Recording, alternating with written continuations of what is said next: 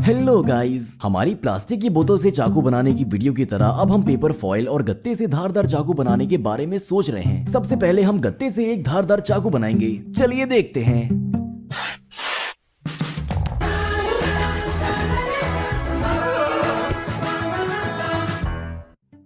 इसको बनाने के लिए हमें जरूरत पड़ेगी एक गत्ते की जिसमें एक बिल्ली हो। हम मजाक कर रहे, आखिर हम गत्ते से चाकू बनाने वाले हैं, ना कि बिल्ली से। चाकू की मदद से हमें गत्ते का कोई भी हिस्सा काट लेना है, जिससे फिर हम इसे कैंची से एक चाकू के आकार में काट सकें। अब हम गत्ते पर एक चाकू रखकर पेंसिल से इसकी आउटलाइन बना लेंगे। फिर इसे कैंची से काट लेंगे। लीजिए, हो गया। हमने गत्ते से एक चाकू बना लिया, पर यह तो बिल्कुल भी धारदार नहीं है। नहीं, ये चाकू ठीक नहीं है। तो अब एक धारदार और टिकाऊ चाकू बनाने के लिए हमें एक ट्रे की जरूरत पड़ेगी, जिसमें हम बहुत थोड़ा सा पानी डालेंगे। फिर इसमें ग्लू मिलाएंगे। इसके लिए हमें काफी सारे ग्लू की जरूरत होगी, इसीलिए हम पूरी ग्लू की डिब्बी खाली कर देंगे। अब इसे मिलाने के लिए हमें किसी चीज की जरूरत पड़ेगी। हमारे हिसाब से इस तरह की क्रॉसबो ठीक रहेगी।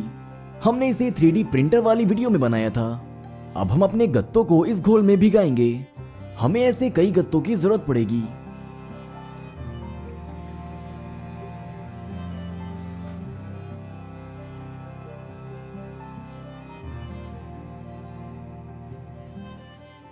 फिर इन्हें थोड़ी देर के लिए छोड़ देंगे ताकि ये अच्छे से भीग जाएं।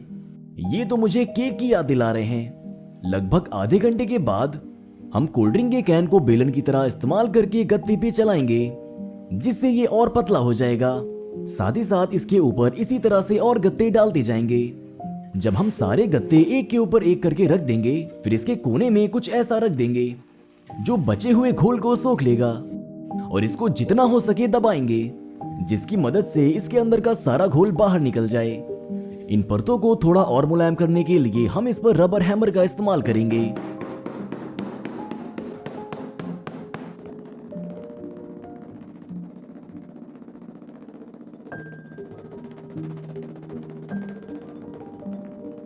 इसके बाद हम एक लोहे का जाल लेंगे और इस पर महीन जाल रखेंगे। इस महीन जाल के ऊपर हम अपने गत्ते की परतों को रखेंगे।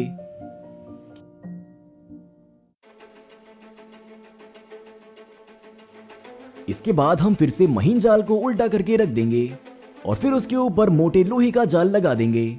इसके वजन को बराबर बांटने के लिए हम जाल के ही साइज के 2 लकड़ी के टुकड़े लेंगे और एक को सबसे नीचे और दूसरे को सबसे ऊपर रख देंगे। ये परतें अच्छे से निचुड़ जाएं और आपस में चिपक जाएं, इसके लिए हम इसे इस तरह से दबाएंगे। गत्तों को अच्छे से चिपकाने के लिए ये एक बहुत जरूरी चीज है। गत्ते की परतों पर दबाव पड़ने से इसमें जो बची हुई ग्लू होगी वो बाहर निकल जाएगी, जिसे हम खुद से नहीं निकाल सकते थे। जितनी ज्यादा नमी बाहर निकलेगी, उतनी आसानी से और जल्दी ये बन जाएगा, और तभी हम अपने आगे का काम कर सकते हैं। हम इसे इसी हालत में लगभग 2 घंटे के लिए छोड़ देंगे। इस बीच कुकी और स्टीफन देख रहे हैं कि सब प्लान के मुताबिक हो रहा है या नहीं। हाँ, तो इससे काफी ग्लू निकल गई है। अब आपको इसे ओवन में रखकर 50 डिग्री का टेम्परेचर सेट करके 2 दिन के लिए ऐसे ही छोड़ देना है। जी हाँ, 2 दिन के लिए। बिना ओवन के तो आपको हफ्ते से भी ज्यादा लगेगा। हाँ, तो ये काफी लंबा वक्त रहेगा हमारे लिए, लेकिन आपके लिए नहीं। लीजिए, ये हो गया और हमने इसे निकाल लिया। लगता है गत्ता पूरी तरह से सूख गया है। फिर हम सब कुछ खोलकर हटा देंगे।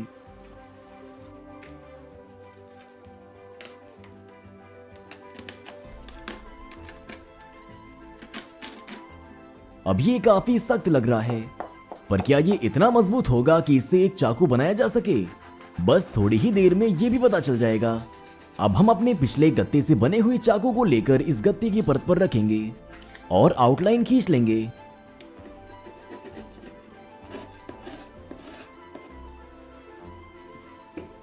फिर शिकंजे में इस परत को फंसाएंगे।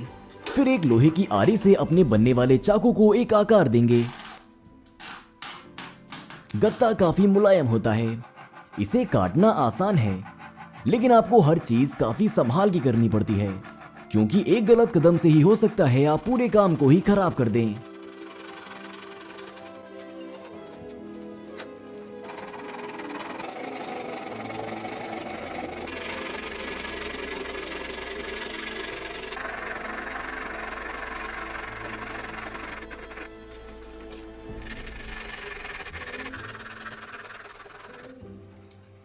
हाँ, तो अब हमारा काम हो चुका है और ये एक चाकू की तरह दिख रहा है।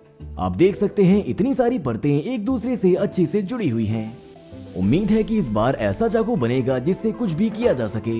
फिर हम इसे शिकंजे में फंसाकर तरह तरह की रेती और भी बहुत सारी चीजों से इसके किनारे को अच्छे से घिसकर एक सही आकार देंगे।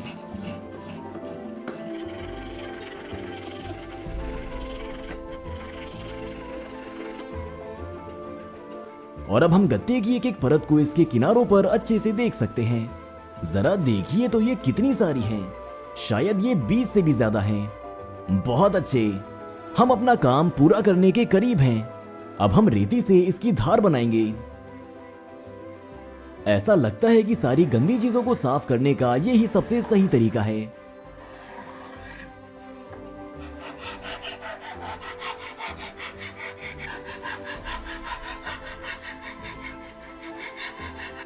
देखिए, इसकी परतें अब और अच्छे से दिख रही हैं। इसके बाद हमने कई अलग अलग ग्रिड साइज के रेगमाल से इसकी धार घिसी, जिससे कि ये अच्छे से काम कर सके। हम इसे जितना ज्यादा हो सके उतना ज्यादा धारदार बनाना चाहते हैं। जाहिर है हमारे पास कोई जापानी पत्थर तो नहीं है जिससे हम चाकू को धार दे सकें, तो बस जो है यही है। वैसे जापानियों का तो एक अलग चैनल है जिसमें वो अलग अलग चीजों से चाकू बनाने का तरीका बताते हैं। हमने भी उन्हें ही देखकर सीख ली है। हम ये चाकू बना पाए या नहीं, ये जानने के लिए हमारे साथ वीडियो में आखिर तक बने रहिए। अब ये एक ब्लेड की तरह दिख रहा है और काफी धारदार भी है। आपको क्या लगता है? इसको इसी आकार में अच्छे से रखने के लिए हमने वही ग्लू लिया और इसकी धार पर थोड़ा थोड़ा लगा दिया, जिससे सब्जियां काटते वक्त ये उनकी नमी से टूट ना जाए। फिर इस मोटे गत्ते से हमने चाकू के हैंडल के लिए पैड्स बनाने का सोचा। इसके लिए हमने चाकू के हैंडल के आकार को आउटलाइन किया और इस कटर से संभाल के काट लिया। मोटे गत्ते को काटना आसान नहीं होता, लेकिन लगभग 20 मिनट के बाद हमें 2 अच्छे पैड्स मिल गए। फिर इन पर और चाकू पर ग्लू लगाकर दोनों को आपस में चिपका दिया।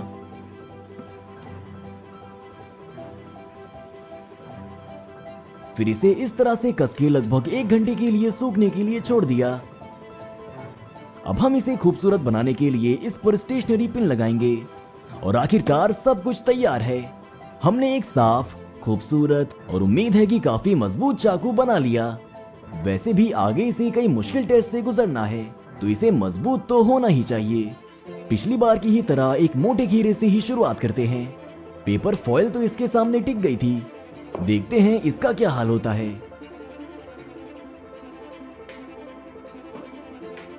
अरे वाह, खीरा तो कट गया, लेकिन हमारा चाकू बचा रहा। देखकर मजा आया। चलिए इसे कुछ और बार काटते हैं, जिससे हमें एक अच्छा रिजल्ट मिल सके। चाकू बहुत आसानी से खीरे को काट दे रहा है और चाकू को कुछ भी नहीं हुआ। बोर्ड पर रखकर भी ये बहुत आसानी से काट रहा है। इसका ब्लेड आम चाकू से थोड़ा चौड़ा है, पर इससे कोई समस्या नहीं हो रही और सब्जियां बिना खराब हुए कट जा रही हैं।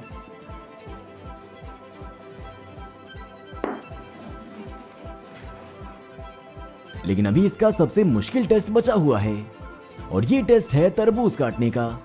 ऐसे में इसको काटने का सिर्फ एक ही रास्ता है, जो कि है इसे ऊपर से सीधा मारना, जिससे हमें उम्मीद थी कि ये चाकू टूट जाएगा, लेकिन ये नहीं टूटा और इसने पूरे तरबूज को एक आम चाकू की तरह ही काट दिया। एक चाकू जिसे हमने एक आम गत्ते से बनाया है। इसने सारे टेस्ट का मजबूती से सामना किया, यहाँ तक कि इस सख्त तरबूज का भी। बजाय इसके कि ये सब काटने के बाद इसके किनारों पर अब कुछ नमी बढ़ने लगी है, इसने अपने आप को काफी अच्छा साबित किया। और इसी तरह हम अपनी आने वाली वीडियो में किचन फॉयल से चाकू बनाएंगे। अगर आपको ये वीडियो पसंद आया तो कमेंट में जरूर लिखें कि हमें अगली बार किस चीज से चाकू बनाना चाहिए।